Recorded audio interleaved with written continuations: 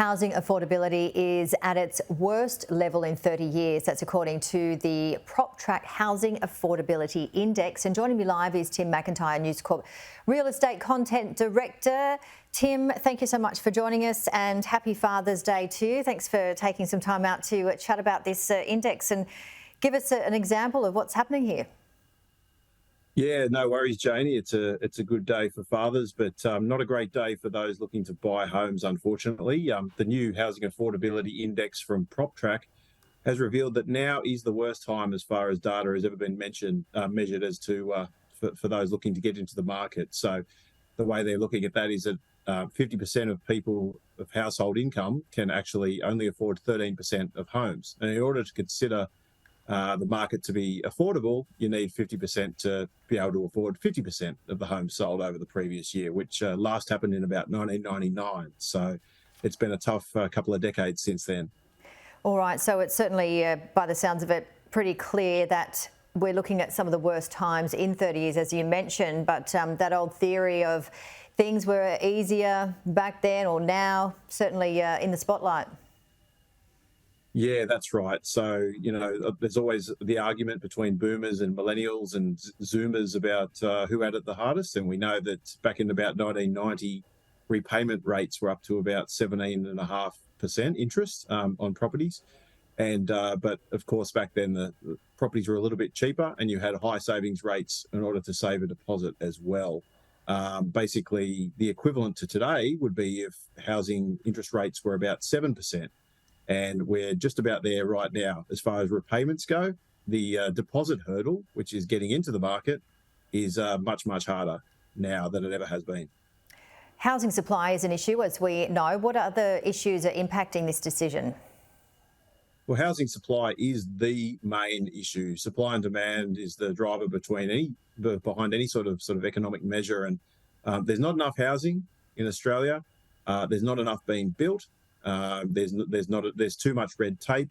Developers aren't able to get the starts they need. They're not able to get the investors they need. A lot of construction companies are going bust. It seems like one's going out of business every week.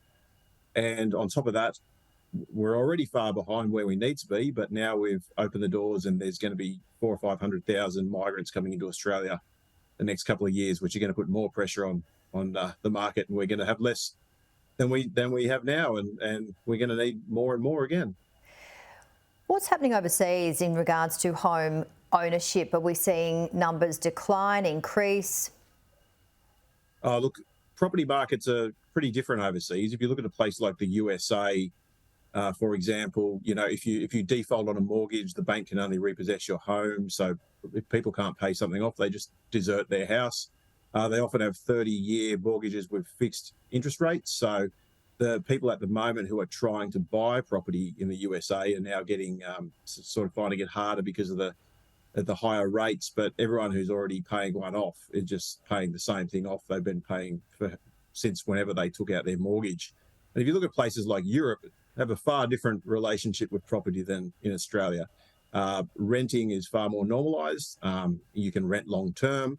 You can pass the leases on to your children in some areas.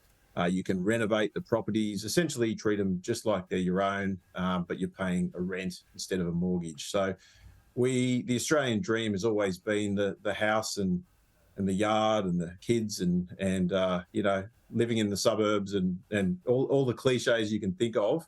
But it's having to evolve for a lot of people at the moment. A lot more people need to live in apartments to be able to work remotely if they can. Not everybody can, of course. We've got a story out today about the high numbers of emergency workers being priced out of the market. And it's just so hard to get in. We've got another story out today as well, that 70% of people are getting financial help from their parents now. They call the bank of mum and dad, which has been doing it tough the last few years, exposed to a lot of risk. And basically, they're having to fork out more money than ever before to help their kids get into the market. So, Tim, what other investments can be looked at for those unable to purchase a home? Well, at the moment, there's great returns are starting to come back into cash products, term deposits and savings. You're actually, a couple of years ago, you're getting 0.5% return on the best sort of products in the market, but now you're looking at closer to 5.5%, 6%. So you can get money there. But the stock market's another option, obviously. But when we talk about properties are affordable in some other parts of Australia than where you might live. For example, the Perth market, you can still get 2-bedroom units for under $250,000 at the moment. So, that's a major city, and it's not as speculative as buying in mining towns or things like that. But there are areas where a more affordable investment property could be a way to, make some equity, sort of double the value of your properties a lot quicker, maybe come up with a deposit later on when you sell. And in the meantime, a tenant, because the tenancy market's very tight at the moment, will be paying that mortgage off for you. So, if you can handle a bit of research and a bit of risk and whatnot, there are other ways to build wealth in Australia. And we think it's very important that people don't lose sight of that, just because they can't get the house where they want to live and the big mortgage straight away. You got to look at other ways to provide for your future. Certainly do, by the sounds of it. And yes, a good read, the editorial series entitled Saving the Great Australian Dream, but not the great statistics there. But as you said, there's certainly some other ways that people can look at potentially purchasing a home, again, whether it's in where you want it to be or not. Yeah, and we need to put pressure on government to keep coming up with more supply. However they do it, supply is the one thing that will make property more affordable. You don't want to rely on all these people defaulting on their mortgages with high interest rates just to create more supply.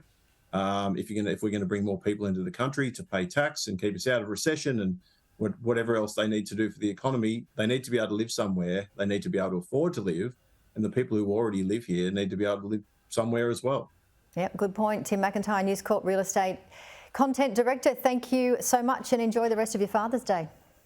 Thanks, Janie. Pleasure.